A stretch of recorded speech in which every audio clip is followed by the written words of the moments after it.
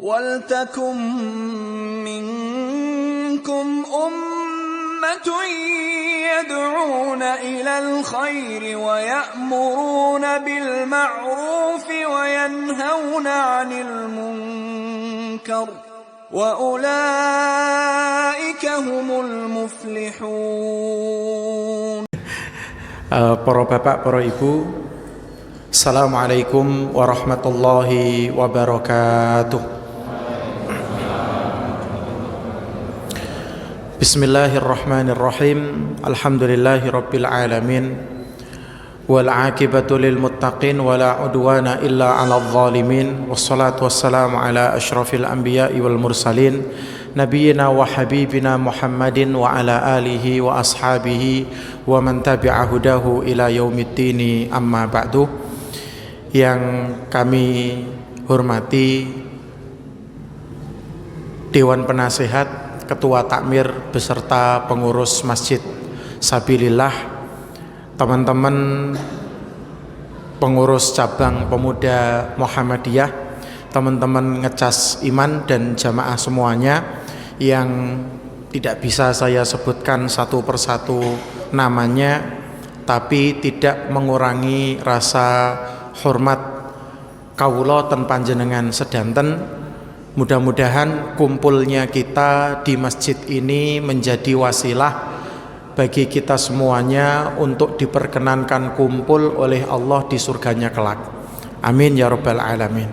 Sholawat dan salam mudah-mudahan senantiasa tercurah terlimpah kepada baginda Rasulullah sallallahu alaihi wasallam, keluarga beliau, para sahabat, para tabi'in dan tabi'ut tabi'in. Mudah-mudahan kita semuanya diberikan istiqomah di dunia serta syafaat kelak di hari akhir.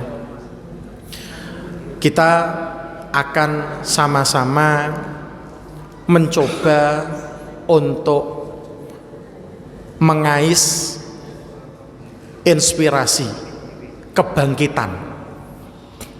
Oke.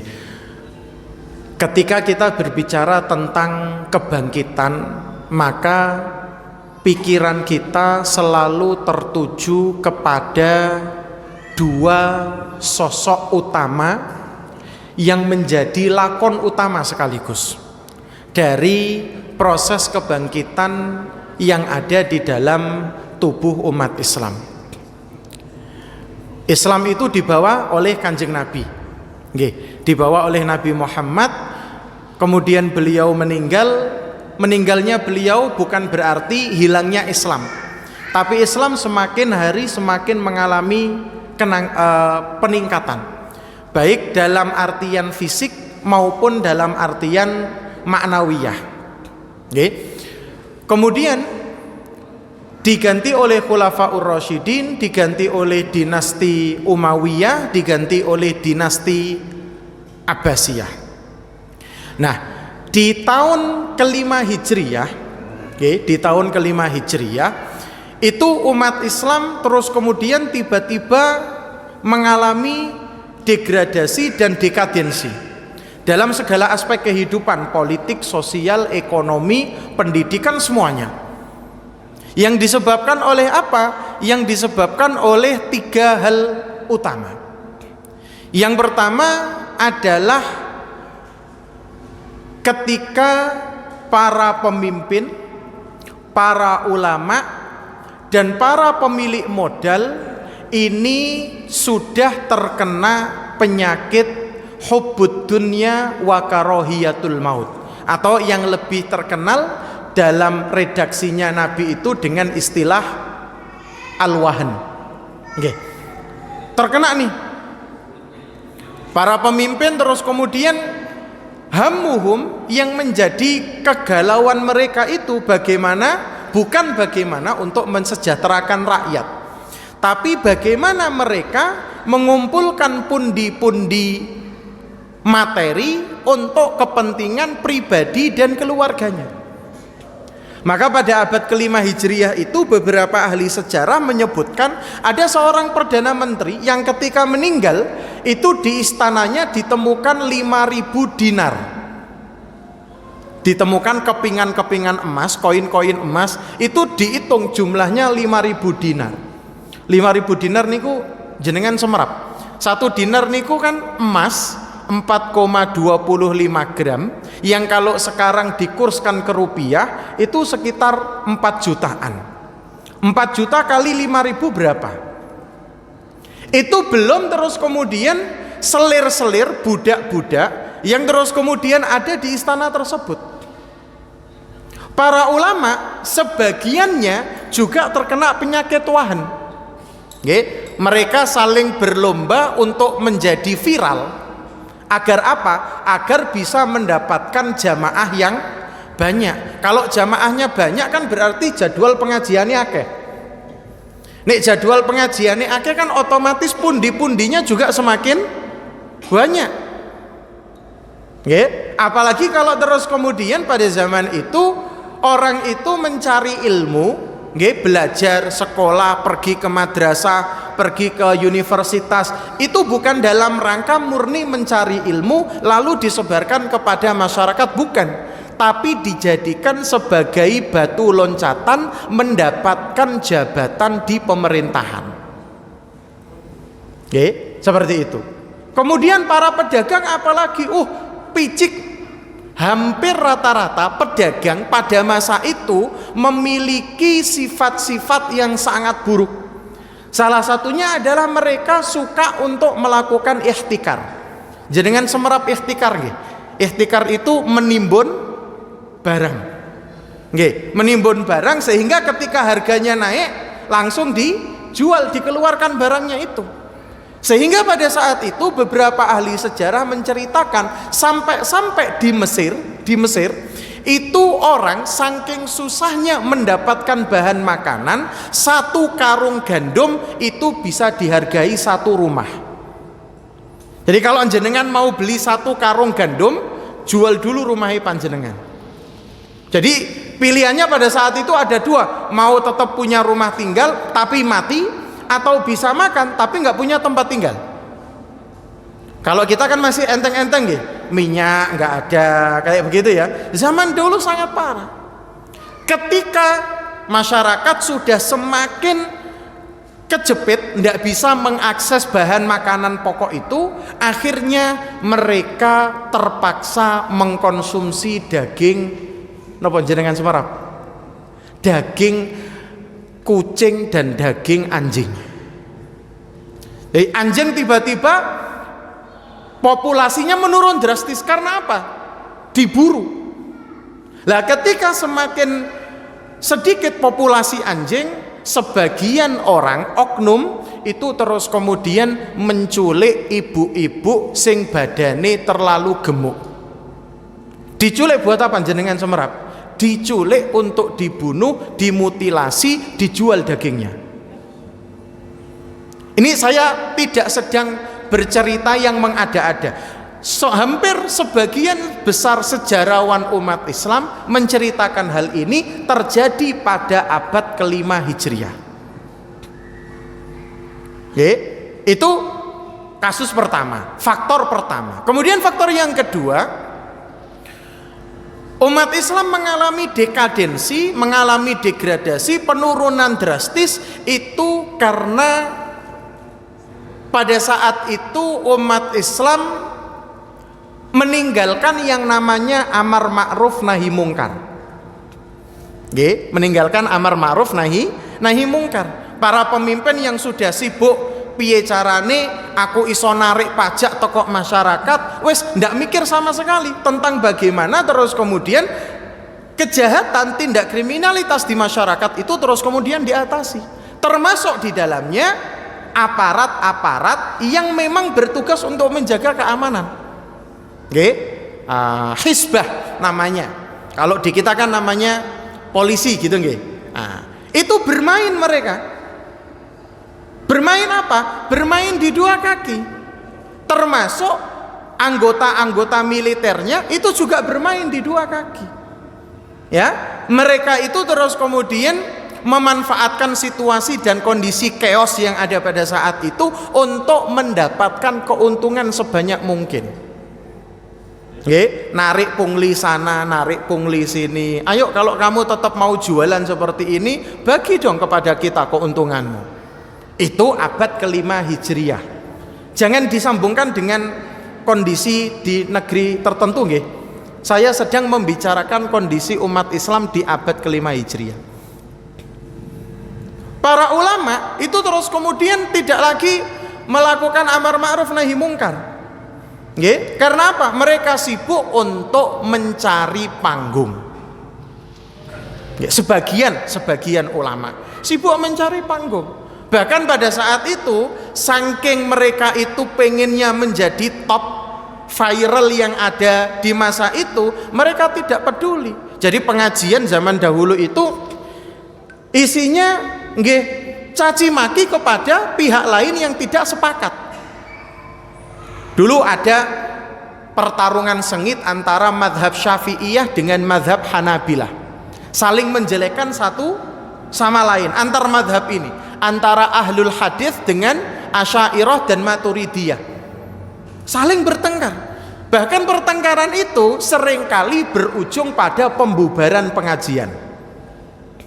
Nah, ketika sudah terjadi pembubaran A, itu sering terus kemudian mencari-cari kesalahannya kelompok B, kelompok C sering mencari-cari kesalahannya kelompok A, muter terus seperti itu.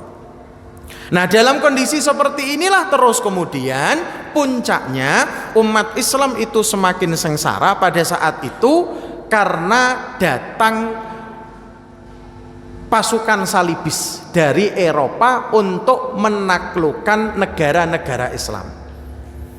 Puncaknya ketika Masjidil Aqsa berhasil direbut oleh mereka, dikuasai oleh mereka, menewaskan tidak kurang dari 70.000 manusia. Sampai-sampai jalanan Al-Quds yang sekarang lebih terkenal dengan istilah Yerusalem itu tergenang oleh darah. Sampai seberapa? Sampai semata kaki kuda. Sampai segitu. Nah, ada sebuah cerita yang disampaikan oleh salah seorang penulis.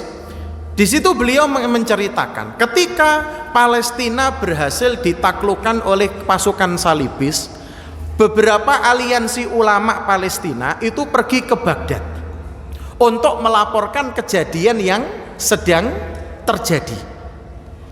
Kemudian diceritakan di situ bahwasanya kami mengalami sebuah permasalahan yang pelik, kejadian yang sangat mengerikan. 70.000 orang tidak kurang itu berhasil dibantai oleh pasukan salibis. Lalu terus kemudian orang yang dilapori ini, amir yang dilaporin ini terus kemudian mengatakan dengan santainya, kalian ini kok sibuk ngurusi orang dibantai? Burung saya loh sudah hilang 3 hari nggak balik-balik sampai sekarang. Jadi dia dilapori umat Islam meregang nyawa 70.000, tapi yang dia pikirkan adalah burungnya yang hilang sudah 3 hari belum balik. Ini pemimpin zaman itu,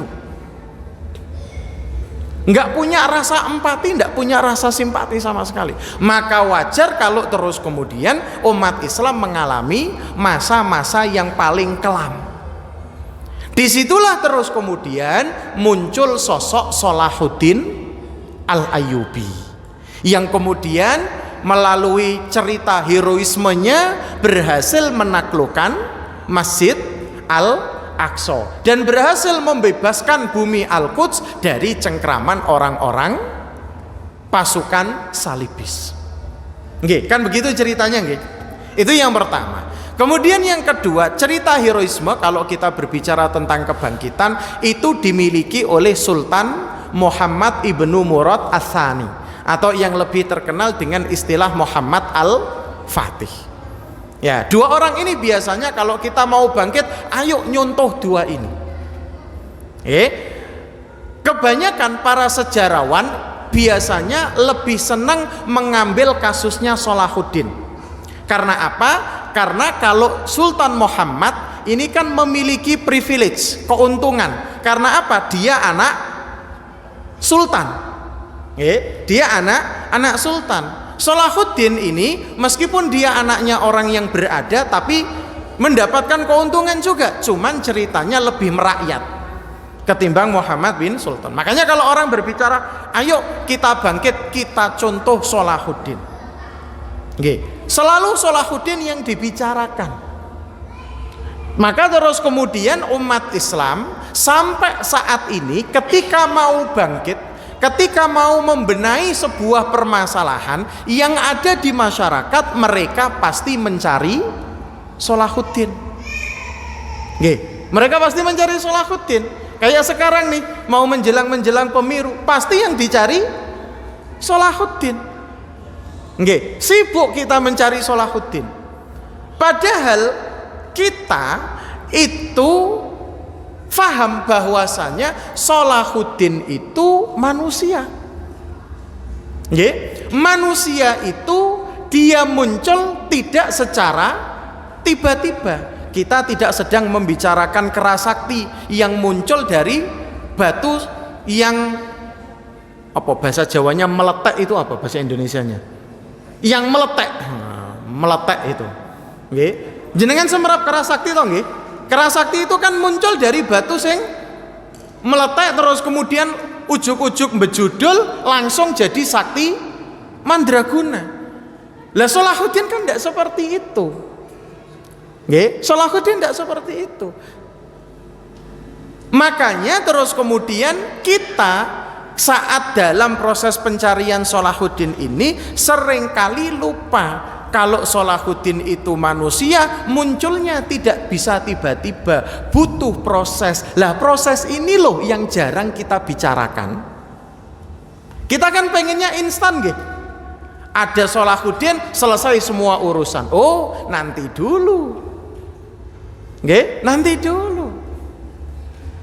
Karena begini, bapak-bapak, ibu-ibu, jamaah yang dimuliakan oleh Allah Subhanahu wa taala. Ketika kita selalu memfokuskan energi, fokus pikiran kita untuk mencari sosok Salahuddin yang bisa menyelamatkan umat dari keterpurukan, satu, kita akan terbiasa melakukan kultus individu.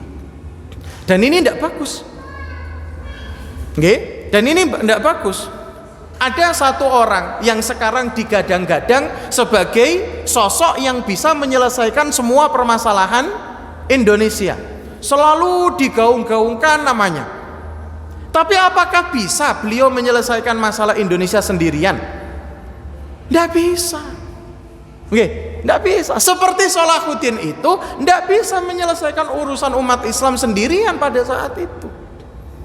Maka jangan sampai kemudian muncul kultus individu. Pokoknya nek muncul Salahuddin Al-Ayyubi, semua masalah kita akan selesai.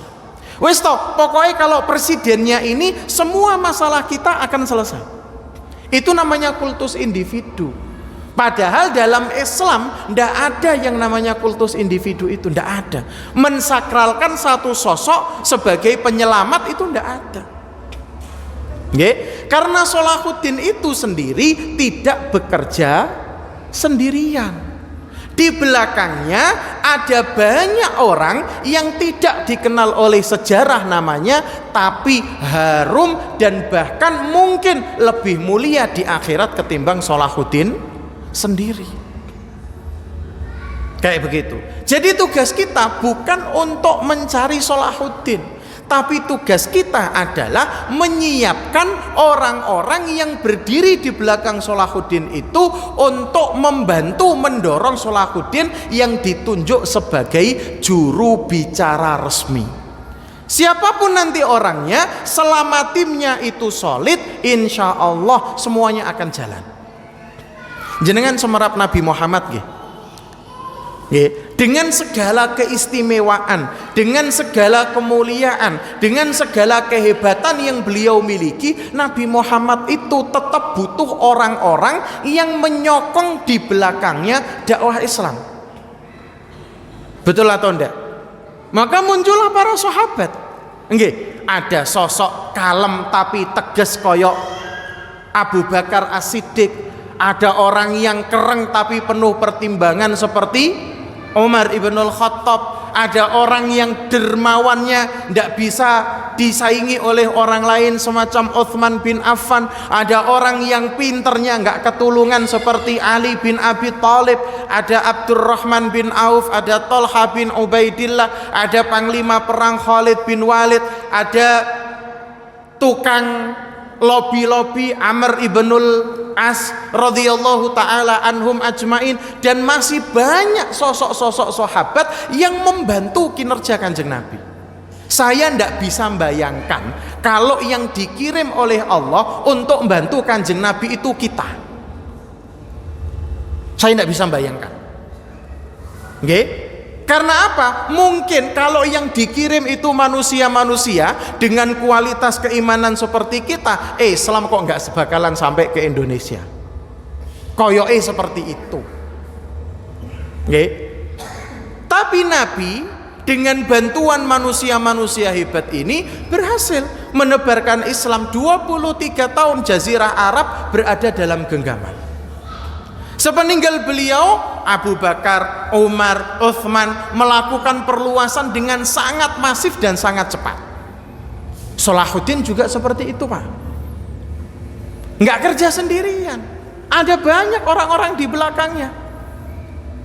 Oke, maka jangan sampai terus kemudian ketika kita menggaungkan ayo cari Salahuddin, kita terjebak pada yang namanya kultus individu. Oke, nggak bisa seperti itu. Kemudian biasanya kalau kita selalu menyandarkan solusi dari problem yang sedang kita hadapi hanya pada satu sosok, seringkali kita lupa sama kekurangan dan penyakit yang ada di dalam tubuh kita sendiri. Ngaten nggih. Nah, di sini kan judulnya Salahuddin. Tapi kita tidak terpaku pada Salahuddin. Kita pengen Salahuddin itu ya misalkan pun toh ada, kita pengen orang-orang yang di sekelilingnya ini juga mendukung perjuangannya Salahuddin. Okay. Sehebat apapun pemimpin, kalau tidak ditopang oleh tim yang kuat, tidak akan bisa jalan. Kalau ada pemimpin hebat tapi kita tidak tahu timnya ini, tidak tahu penyakit yang sedang dihadapi apa, tidak bisa untuk maju. Seperti itu. Maka seringkali kita fokus nyari pemimpin, kita fokus nyari Salahuddin, kita lupa sama penyakit kita sendiri. Ngaten nggih? Kita lupa sama penyakit kita sendiri. Yakin enggak kalau misalkan si fulan itu jadi presiden kita, semua urusan Indonesia selesai? Tidak yakin saya. Karena apa? Umat Islam, masyarakat kita sendiri belum siap. Belum siap. Maka terus kemudian kita menyibukkan diri bukan untuk mencari Salahuddin. Salahuddin itu nanti akan muncul sendiri sebagai juru bicara resmi umat Islam. Tapi tugas kita sekarang adalah memperbaiki kondisi umat, mengobati penyakit yang ada pada diri umat Islam. Jenengan semerap penyakitnya panjenengan apa? Kalau belum tahu, maka cari tahu dulu, sehingga terus kemudian kita bisa mengobati. Nggih? Nah, salah satu penyakit yang paling akut dalam tubuh umat Islam ini, nomor satu adalah hubbul ilmi dunal amal. Nah, seneng ilmu tapi gak seneng amal. Ngoten nggih? Jenengan tingali mawon, sakniki masjid pundi sing boten wonten pengajiane? Musola pundi yang tidak ada majelis taklimnya? Semua pengajian rata-rata Masya Allah rame di masjid-masjid. Bukan hanya yang di utara, di selatan, di tengah, semuanya mengadakan pengajian. Belum lagi terus kemudian platform digital, mulai dari yang anti mainstream seperti YouTube, Facebook dan lain sebagainya, Instagram dan lain sebagainya, termasuk yang sekarang sedang jenengan praktekaken ini, kan mendukung. Jenengan kalau mau cari pengajian kan gampang, tinggal buka HP, scroll, search, dapat. Nggih? Seperti itu. Pengajian di mana-mana, sekolah-sekolah Islam, pesantren-pesantren mewarak di mana-mana. Indonesia ini menurut data terakhir, nanti mohon dibetulkan kalau saya salah, lebih dari 12.000 pesantren. Itu yang terdaftar, belum yang tidak terdaftar di Kemenak. Nggih? Semuanya berlomba-lomba untuk menebarkan ilmu, apalagi sekarang pesantren-pesantren tahfidz semakin menjamur di mana-mana. Tapi mudahnya kita untuk mengakses ilmu tidak dibarengi dengan motivasi kita untuk mengamalkan apa yang kita tahu. Ini penyakit akut. Niki penyakit akut. Beneran. Contoh yang paling gampang ya Pak, itu masalah toharoh, kebersihan. Nggih. Umat Islam itu kan terkenal dengan jargon an-nadzafatu minal iman. Tapi daerah yang paling kotor itu negara-negara apa? Negara-negara Islam. Sing paling gampang buang sampah sembarangan itu uang apa? Uang Islam. Makan, buah. Bahkan orang-orang kaya sing numpak mobil mari mangan opo sampai dibuat langsung nang jendela. Gampang seperti itu. Bahkan saya sering mengatakan, ngapunten ini kritik sosial sebenarnya. WC yang paling busuk di dunia niku ten pundi? WC yang ada di sebagian masjid dan musola. Masjid loh, musola loh, Baitullah, rumahnya Allah, kok WC-nya busuk kepol.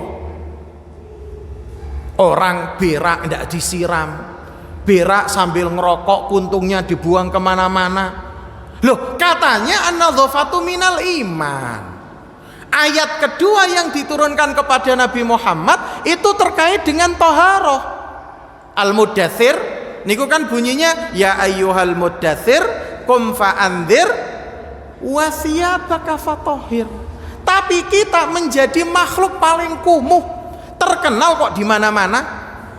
Makanya sering kan lihat Singapura lebih islami daripada Indonesia, benar dalam aspek kebersihan. Nggih, seperti itu. Jenengan tinggal mawon, wong kita jalan di jalanan itu menemukan berapa banyak sampah. Siapa yang buang? Mosok kok bukan orang Islam? Ya orang Islam. Karena apa? Kita menjadikan ilmu sekedar teori. Oh, melu pengajian nang kene, melu pengajian nang kono. Kemarin ustadz ini datang, kita juga datang. Kemarin ustadz ini datang, kita juga hadir. Tapi kita tidak punya motivasi untuk mengamalkan.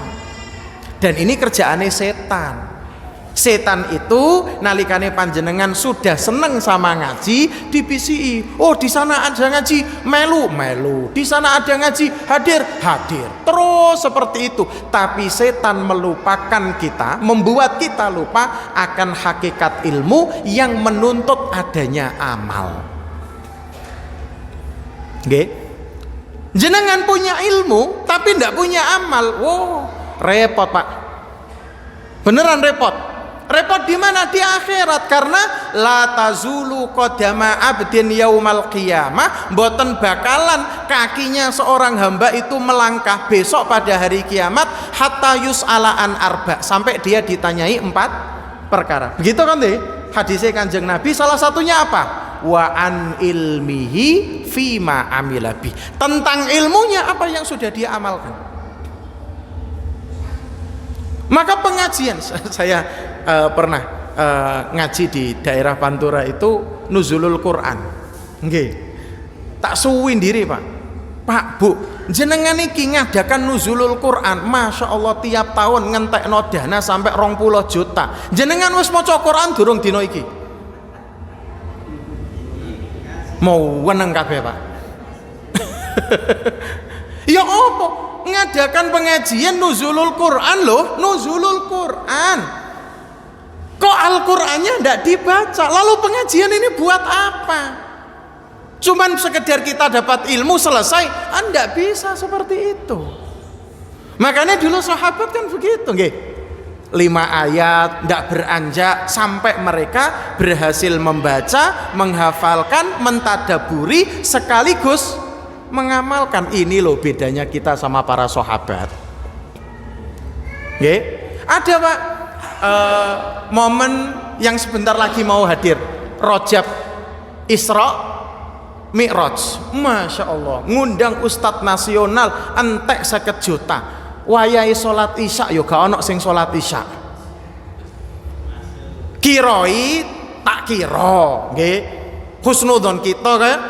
Wah, ini paling setelah ini mungkin jam 8 nanti isyanya diakhirkan. Setelah selesai makan-makan, loh gak salat isya. Wis salat nang omah ae. Loh.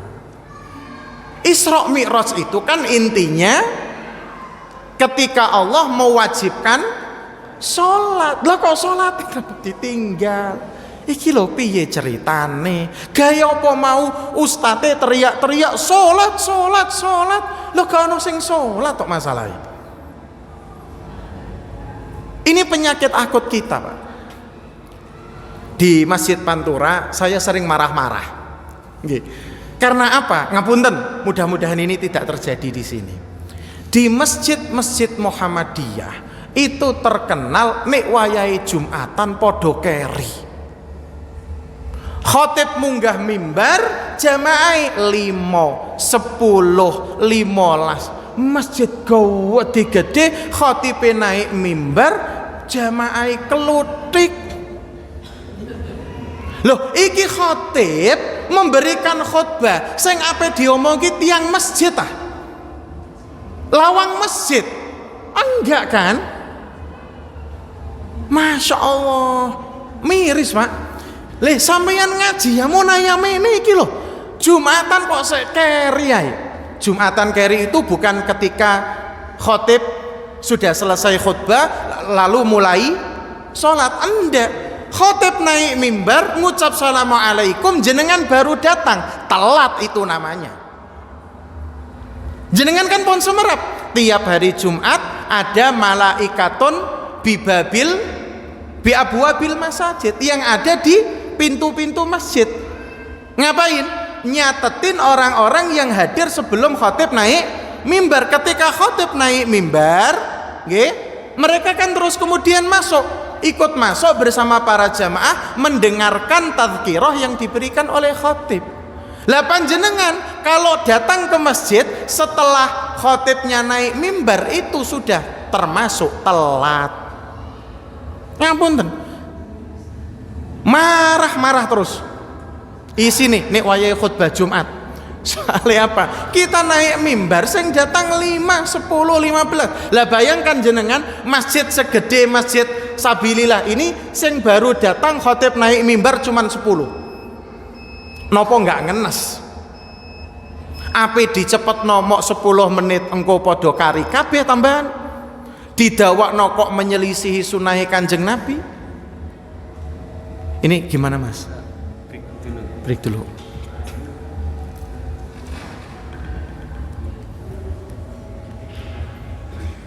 Azan dulu toh. Oh, salat dulu. Siap. Bapak Ibu jamaah Masjid Sabilillah, kita break dulu ya. Habis itu kita sholat kemudian dilanjut dengan kajian malam ini.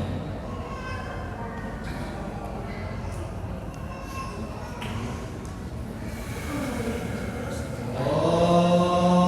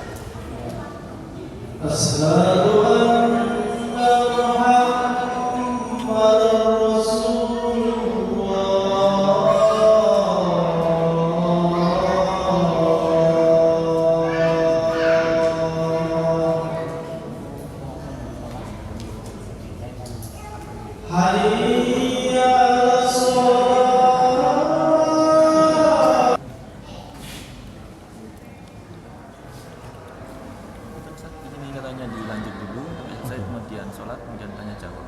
Oke. Baik, Bapak Ibu, mohon maaf ada perubahan lagi bahwa kajian hari ini akan dilanjut kemudian sampai selesai, baik itu sholat jamaah dan dilanjut dengan tanya jawab. Monggo Ustaz, lanjut kajian. Bismillahirrahmanirrahim. Sebenarnya ini saya pengen disclaimer dulu ya.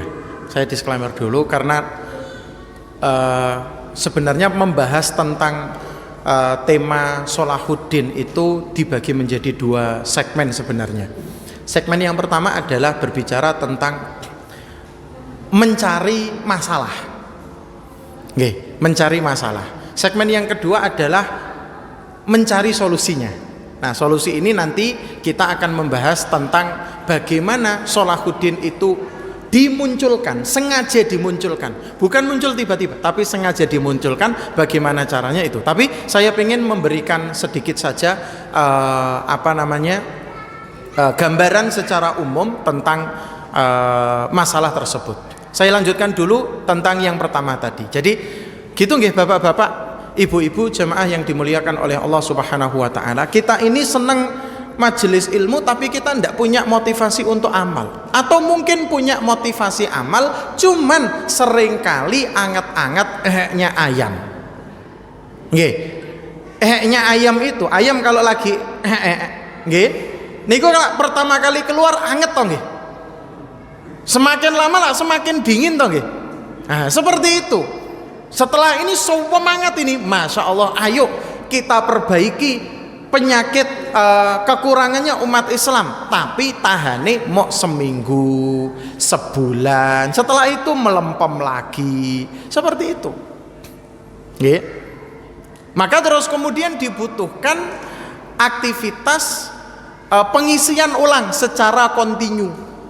Nggih, pengisian ulang secara kontinu agar apa? Agar kita bisa terus kemudian konsisten istiqomah melakukan perbaikan, melakukan pengobatan terhadap penyakit-penyakit yang diderita oleh umat Islam, terutama kehilangan motivasi untuk beramal. Sekali lagi bapak-bapak, ibu-ibu, semua ilmu yang sudah kita serap baik melalui majelis taklim, kajian, pengajian, termasuk khutbah Jumat, itu semuanya akan dimintai pertanggungjawaban oleh Allah tentang bagaimana ilmu itu kita amalkan.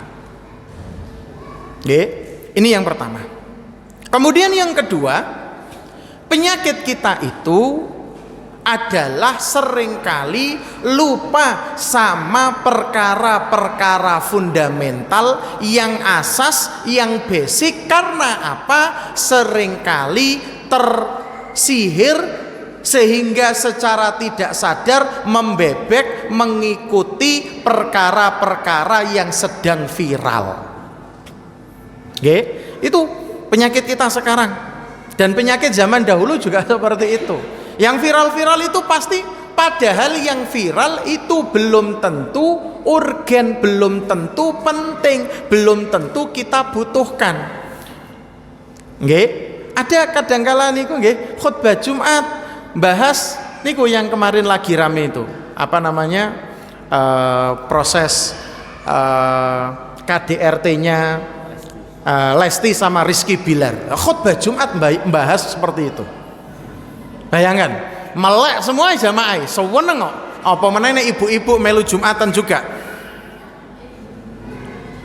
Nggih, La ilaha illallah. Yang seperti ini kan terus kemudian tidak fundamental. Kalau mau fundamental, bahas bagaimana hak istri terhadap suami, hak suami kepada istri. Itu yang lebih fundamental.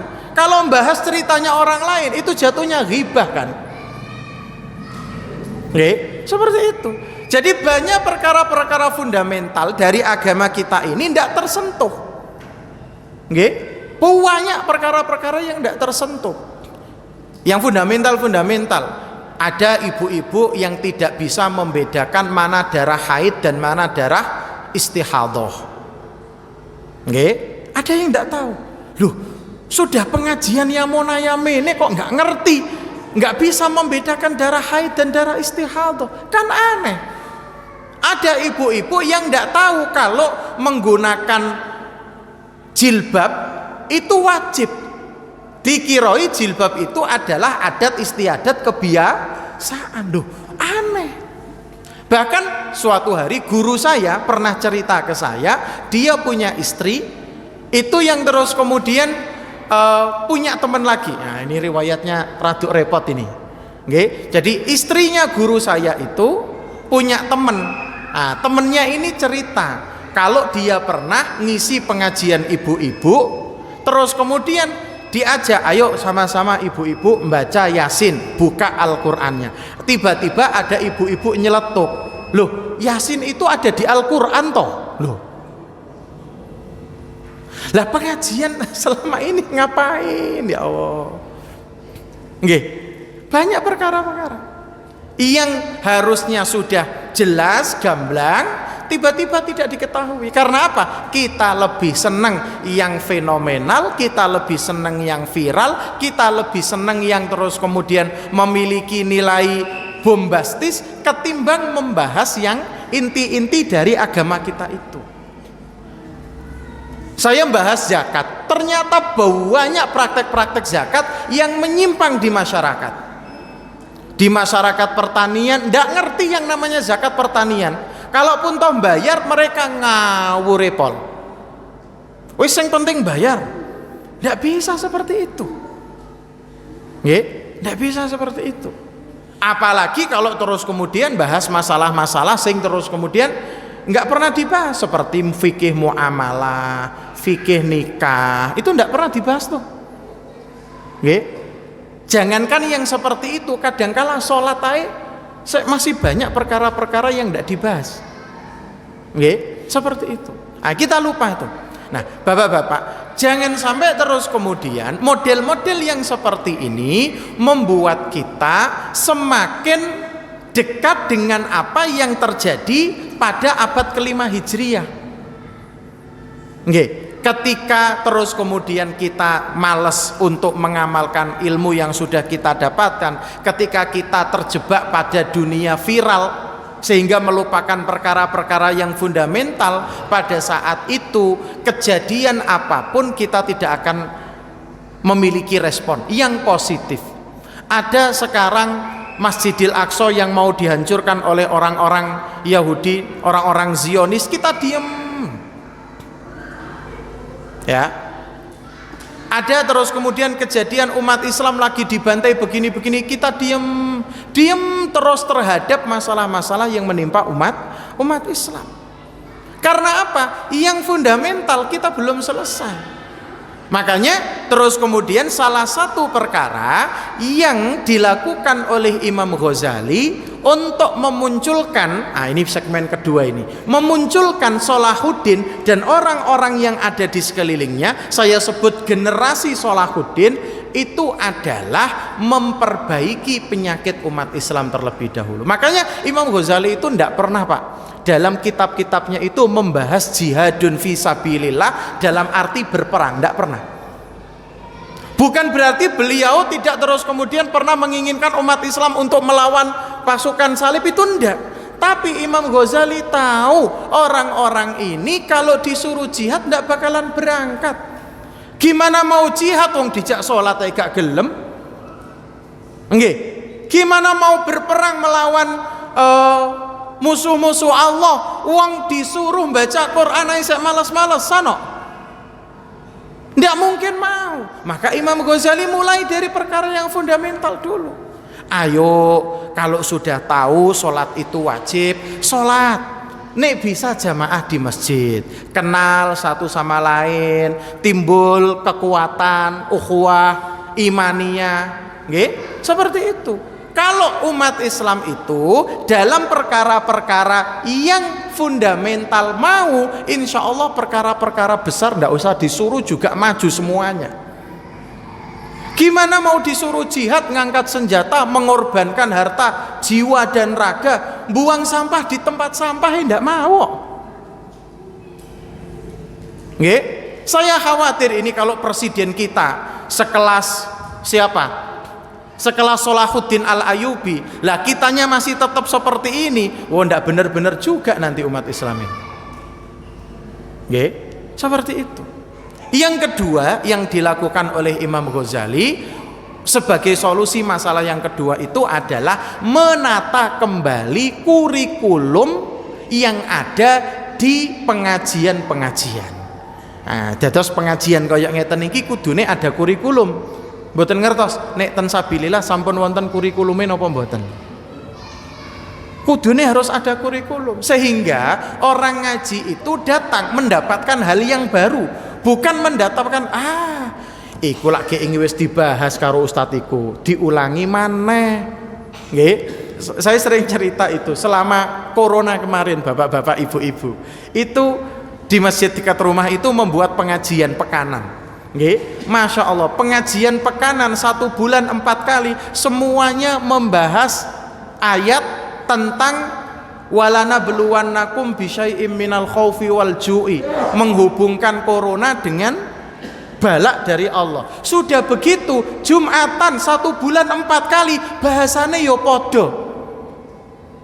Makanya orang Jumatan itu khotib naik mimbar assalamualaikum jamaah bismika Allahumma ahya wa amut.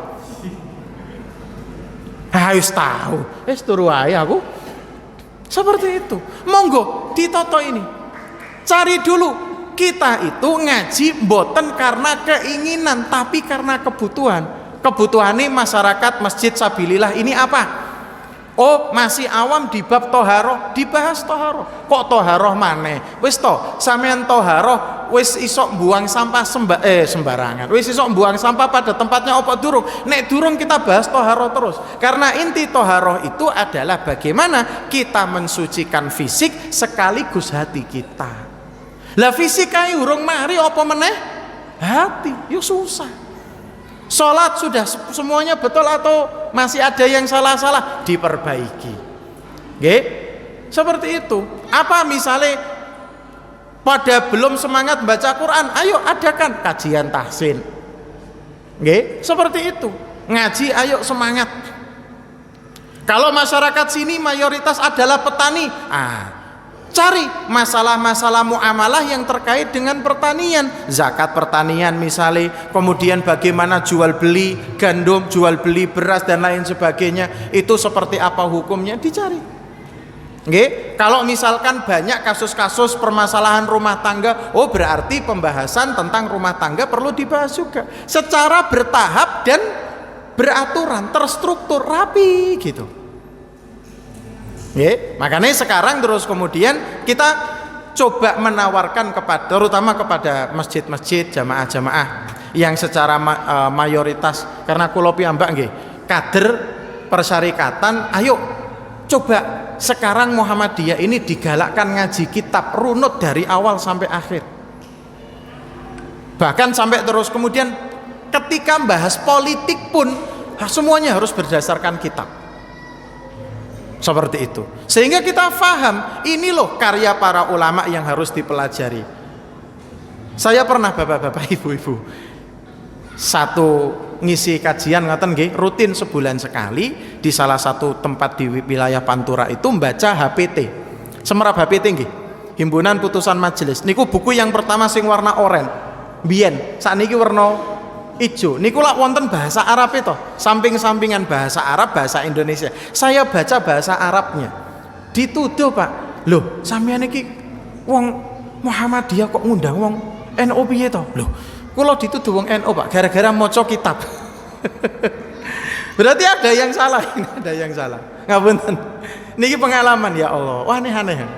Nggih. Makanya terus kemudian ayo kita perbaiki.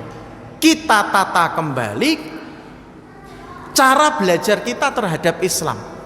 Nggih, jenengan saged tanglet bisa tanya kepada para jamaah apa yang jenengan butuhkan, nanti terus kemudian diramu oleh tim takmir masjid ini yang paling bagus seperti apa.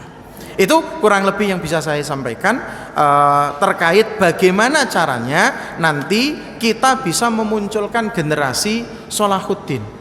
Kita nggak usah terlalu disibukkan dengan mencari Sholahuddinnya, kita sibuk untuk membentuk generasi Sholahuddin ini.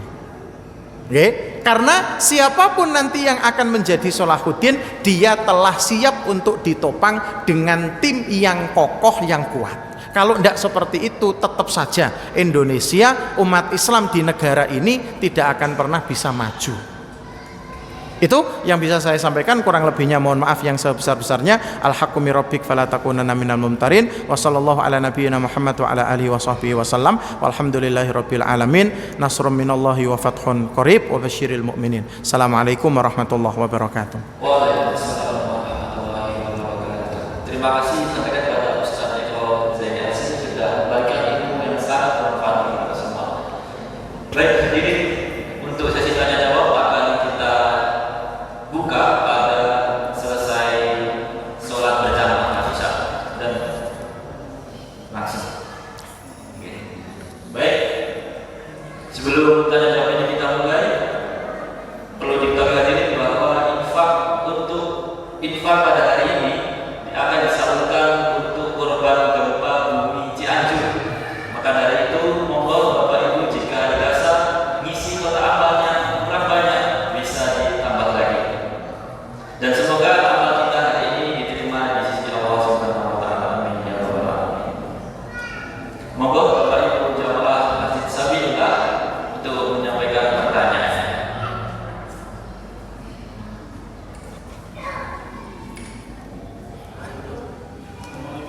Assalamualaikum warahmatullahi wabarakatuh.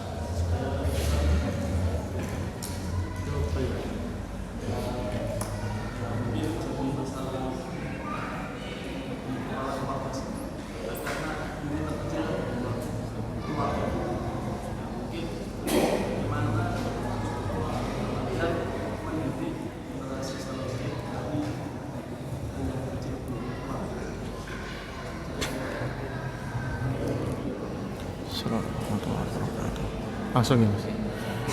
Wonten ada pertanyaan bagaimana mendidik mulai dari keluarga nggih? Gitu.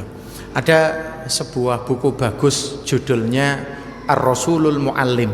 Saya selalu menggunakan buku ini kalau diminta untuk berbicara tentang pendidikan.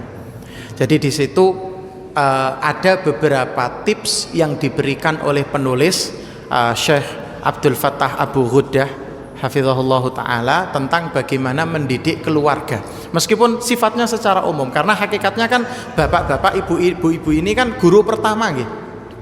Nah, baru saja kemarin saya berbicara di salah satu masjid itu pas bertepatan dengan hari guru.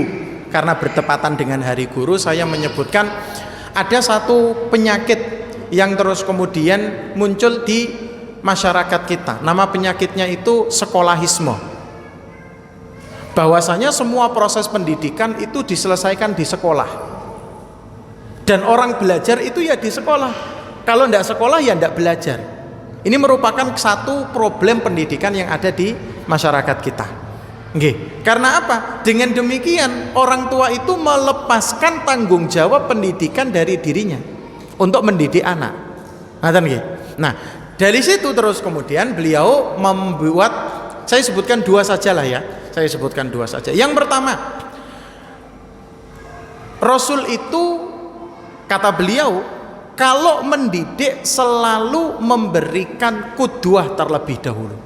Beliau tidak akan memerintahkan kecuali sudah beliau laksanakan, dan beliau tidak akan melarang kecuali beliau sudah meninggalkan. Nah, ini yang hilang dari keluarga masyarakat muslim, yang namanya qudwah, uswah. Yang namanya teladan ini hilang. Makanya Kalau dulu di zaman saya kecil tahun 90-an ada peribahasa guru kencing berdiri, murid kencing berlari. Sekarang sudah berubah Pak Bu. Sekarang berubah menjadi guru kencing berdiri, murid mengencingi guru. Nggih. Ketika dia mendapati gurunya melarang sesuatu tapi gurunya sendiri melakukan, menyuruh sesuatu tapi gurunya sendiri tidak melakukan, termasuk orang tua. Yang sering kita dengar dari guru-guru kita kan, nak ngaji yo, bapak ora tau ngaji yo. Nah, sholat masjid lo bapak ndelok TV. Kalau sekarang tidak lihat TV, mainan HP. Lo ya apa? Tidak bisa model seperti ini pendidikan dijalankan. Pendidikan itu dijalankan dengan qudwah, dan ini salah satu trik keberhasilan Kanjeng Nabi mendidik para sahabat. Maka mereka melihat Al-Quran itu berjalan. Al-Quran itu bukan sekedar dibaca, dihafalkan, tapi terwujud dalam perilakunya Kanjeng Nabi. Makanya Aisyah ketika terus kemudian ditanya kaifa kana khuluqu Rasulillah, beliau menjawab kana khuluquhul Quran. Akhlaknya Kanjeng Nabi itu ya Al-Quran. Seperti itu. Kalau pengen lihat Al-Quran, lihat sosoknya Nabi Muhammad Sallallahu Alaihi Wasallam. Qudwah. Dalam peribahasa Arab itu dikatakan la tanha an syai'in wa anta fa'ilu arun 'alaika idza fa'alta 'azimu. Jangan sampai orang tua, guru melarang sesuatu tapi dia sendiri melakukan. Nggih. Aib yang sangat besar kalau dia melakukan itu. Contoh, panjenengan ngelarang toh anake merokok. Lan jenengan ten griya ngerokok terus. Terlepas dari rokok itu boleh atau enggak, saya tidak sedang membicarakan hukumnya. Tapi ini adalah tarbiyah pendidikan. Anak tidak mendapatkan qudwah. Napa malih panjenengan kalau merokok terus kemudian puntungnya dibuang sakarepe dhewe. Oh, ini tambah parah. Yang kedua, kita kembali ke apa yang dilakukan oleh Imam Ghazali tadi. Ngajari itu dengan tadarruj. Okay? Dengan bertahap. Jangan paksakan anak kita belajar banyak hal dalam satu waktu yang sama. Okay? Ada 3 kaidah yang harus panjenengan pegang ketika mendidik anak. 1, Man lam yutkinil usul haramal wusul. Orang yang tidak mengerti dasar-dasar, dia selamanya tidak akan pernah bisa nyampe ke tujuan ilmu itu. Nggih. Orang belum bisa wudhu sudah sibuk ngurusi sholat, tidak bisa. Nggih. Orang terus kemudian belum kenal Allah, belum kenal Rasulullah, belum kenal agama Islam, lah kok diajak debat masalah asma wa sifat. Nggak bisa seperti itu. Nggih. Harus dimulai dengan bertahap. Dasarnya dulu. Nggih. Diperbaiki, dimantapkan, dimatangkan. Kemudian yang kedua, izdihamul ilmi mudillun lil fahmi. Banyaknya ilmu yang dipelajari sekaligus itu nanti bisa membuat pikiran jadi sesat, jadi tidak fokus. Seperti itu. Maka pengajian itu 1 bulan jenengan bagi misalnya 2. Pekan pertama, pekan kedua bahas fikih, pekan 3, 4 bahas akidah, atau bagaimana nanti tergantung kebutuhan masyarakat. Oke, seperti itu. Kemudian yang terakhir, man romal ilma jumlatan dhahaba anhu jumlatan. Orang yang pengen menguasai banyak ilmu sekaligus, ilmu itu akan hilang sekaligus. Tidak bisa. Jadi harus bertahap. Bertahap. Oke, seperti itu. Banyak orang mempelajari langsung naik ke tangga 10, tangga 1, 2 tidak dibahas. Maka muncullah generasi-generasi yang suka mentahdzir, yang suka mengkafirkan, yang suka membid'ahkan. Wis to pokoknya gak kelompokku pasti salah loh. Munculnya seperti ini. Ya. Nah, ini yang harus kita hindari. Karena apa? Model belajarnya memang tidak runut, kudu runut dulu. Apa yang paling penting? Akidah. Jenengan pelajari akidah. Yang paling penting dari akidah apa? Dicari ma'rifatullah, kenal sama Allah, kenal sama Rasul, kenal sama agama Islam. konsekuensinya apa. Nggih? Yang sederhana-sederhana saja. Jangan yang terlalu muluk-muluk. Tiba-tiba bahas tentang politik Islam. Loh, sik to. Wong salate durung bener kok diajak ngomong politik. Bener sik salate. Kalau sholatnya sudah benar semuanya, insya Allah dengan sendirinya orang-orang itu akan meniti jalan yang benar. Wallahu a'lam bishawab. Itu dua saja. Baik, terima kasih pada pertanyaan. Mas sudah terjawab. Monggo dari Bapak Ibu yang ingin bertanya lagi, masih ada waktu.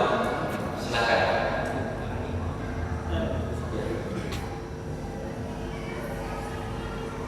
Assalamualaikum warahmatullahi wabarakatuh. Assalamualaikum warahmatullahi wabarakatuh. Nama saya Sukan Jalan. Seperti yang disampaikan Ustaz tadi bahwa di abad kelima itu ada terjadi degradasi amar ma'ruf nahi munkar. Nggih. Apakah sekarang ini menjadi sebuah sejarah yang berulang bahwa sekarang ini kayaknya seperti abad yang kelima bahwa terjadi degradasi amar ma'ruf nahi munkar. Yang pertama, ini barangkali ini agak ada persisnya. Apakah karena degradasi amar ma'ruf nahi munkar itu kemudian menimbulkan penyakit yang namanya penyakit paham? Pertama yang saya amati di sini adalah ketika gerakan Muhammadiyah yang bergerak di bidang kesehatan, dalam hal ini adalah rumah sakit.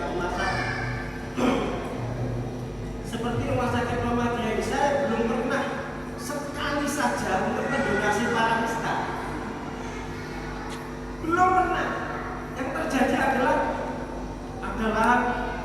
berapapun minta, berapa minyak kita beli, kita bangun lagi. Sementara di abad yang kelima dulu ulama itu dihargai begitu besarnya.